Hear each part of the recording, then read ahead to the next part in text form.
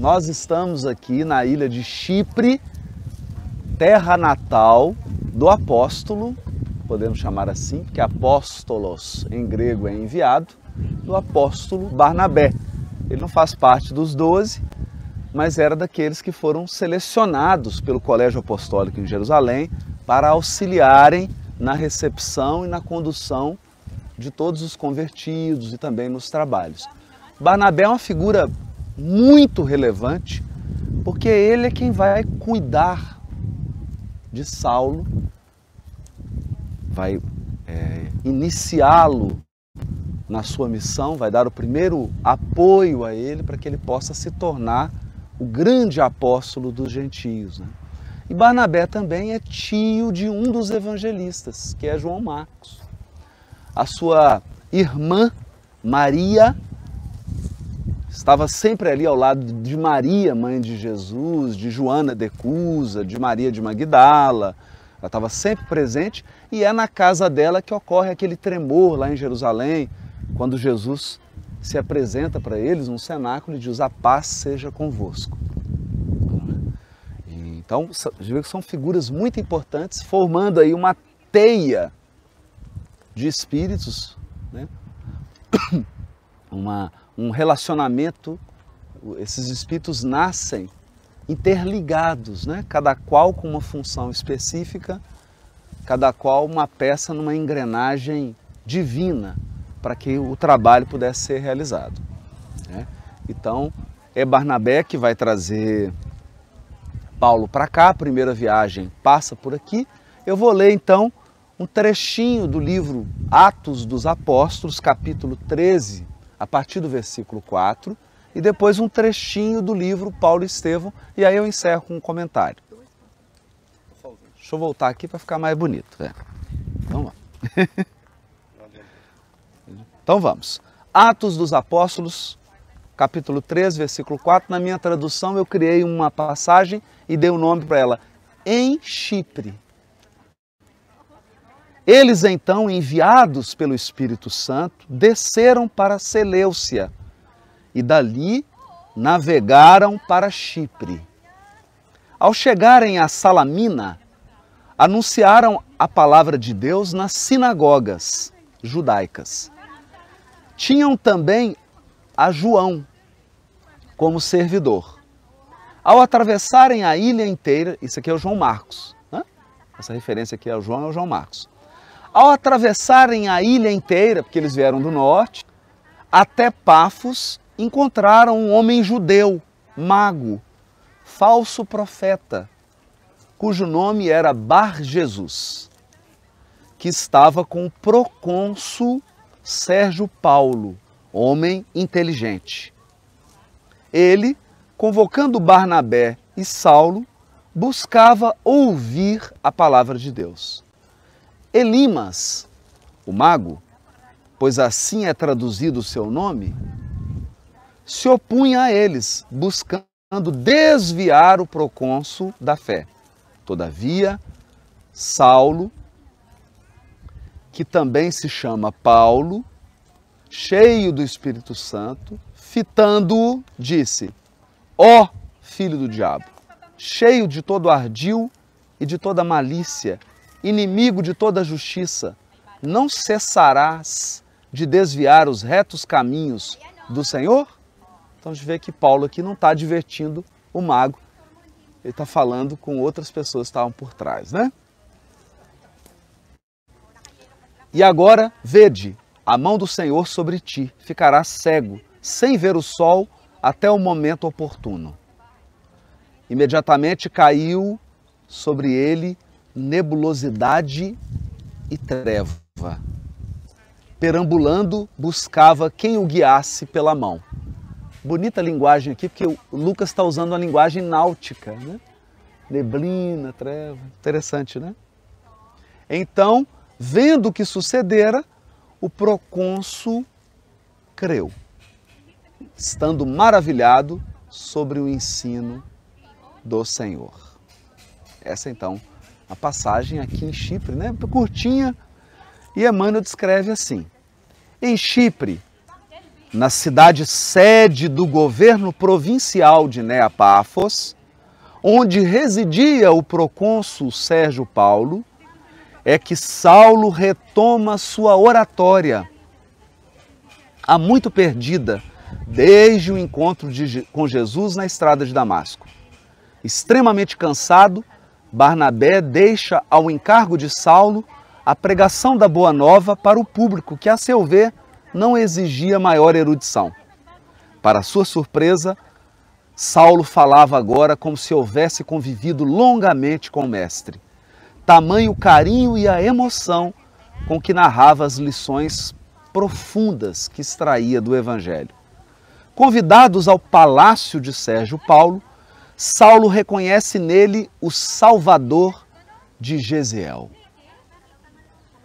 E fala de Jesus como médico de almas, que já o havia curado uma primeira vez, através da pessoa de Estevão.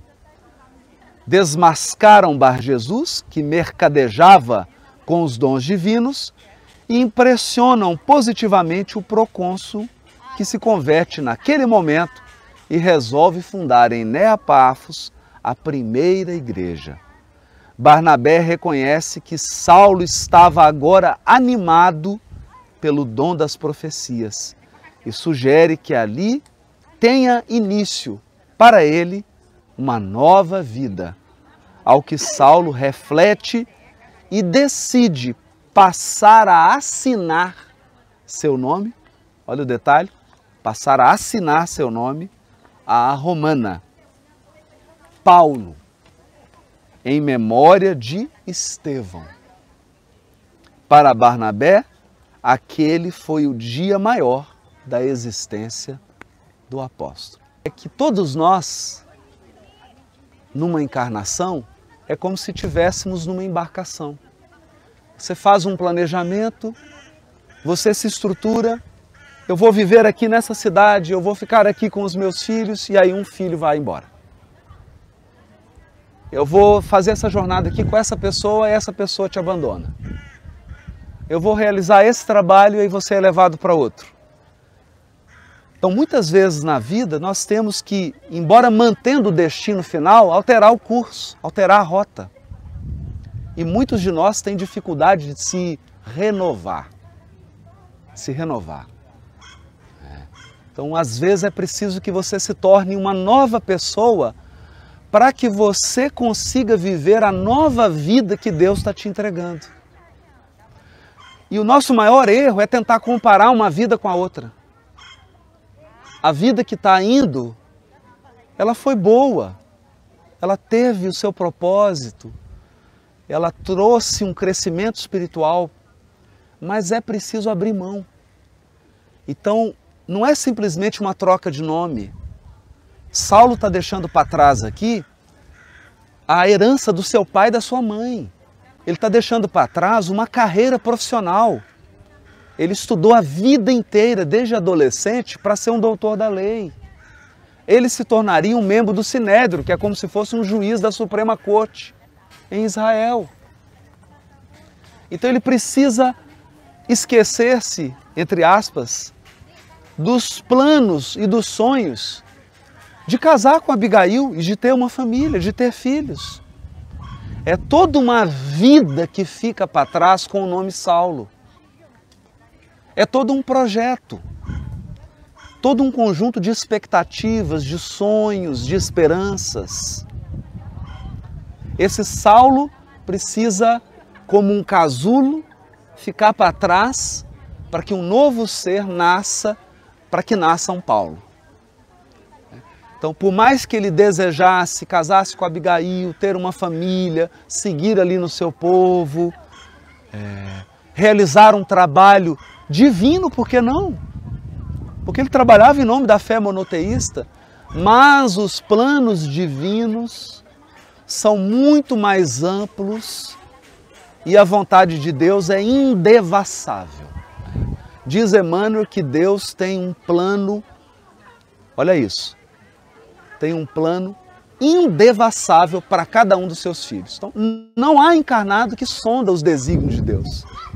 Não adianta. Às vezes ele tem um projeto particular na sua vida e ninguém aqui vai conseguir decifrar isso. Então, primeiro a gente estabelece uma conexão com Deus. Primeiro a gente compreende e só lá na frente a gente vai entender. Eu acredito que Paulo só entendeu a sua vida depois que ele chegou no mundo espiritual e encontrou Abigail, Estevão e Jesus. Aí ele foi entender. Mas nós não podemos dizer que ele não tenha compreendido. Porque compreender é a inteligência do coração. Quando o seu coração aceita, quando o seu coração se abre para o novo, você compreendeu. Quando a sua mente detalha os planos e as rotas, aí você entendeu. Entender nem sempre é possível enquanto nós estamos aqui num corpo de carne. Mas todos nós podemos compreender. Embora o homem exterior se corrompa a cada dia, o homem interior se renova diariamente.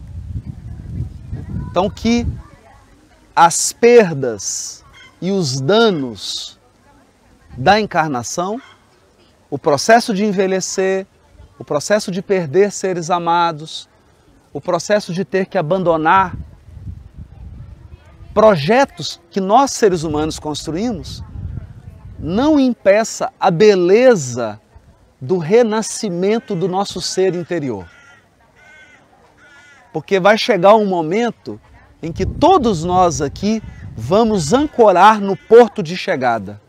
E no porto de chegada estarão todos os nossos amores. No porto de chegada estarão todos que patrocinaram a nossa encarnação, todos que acompanham, e eles não estão preocupados com rota, estão preocupados com a chegada. Quantas vezes forem necessárias, nós podemos mudar a rota, para nos adaptarmos. O que nós não podemos perder, na linguagem do comandante, é mantenha a proa. Mantenha a proa, que é o seu barco apontado para o destino. Mantenha a proa. Precisar desviar, a gente desvia, mas desvia e volta para... Mantenha a proa, que nós vamos chegar. Ele chegou, assinou diferente, mudou o nome. Eu diria que aqui Paulo se abriu para uma nova vida. A vida que ele desejava? Não. Definitivamente não. A vida que era agradável? Definitivamente não. Mas uma vida repleta de alegrias e bênçãos, repleta de crescimento espiritual. E eu tenho certeza que se ele voltasse, ele faria tudo de novo. Sem cometer os erros, mas seguiria essa vida e esses planos. Então eu acho que a mensagem que eu gostaria de deixar, e essa é a mensagem confortadora, não permita que os seus planos, que os seus projetos nublem, criem uma neblina nos planos de Deus para a sua vida. Porque os horizontes de Deus são infinitos, os nossos são limitados. Nós enxergamos, Deus enxerga o contexto inteiro, né? Então que Chipre seja uma festa do acolhimento, uma festa da abertura, e que um novo ser em nós possa nascer e possa acolher esses novos planos com alegria, com alegria, com alegria. Porque nós não sabemos as bênçãos que Deus reserva para cada um de nós. Não sabemos. Um dia nós vamos entender, mas por hora nós podemos compreender.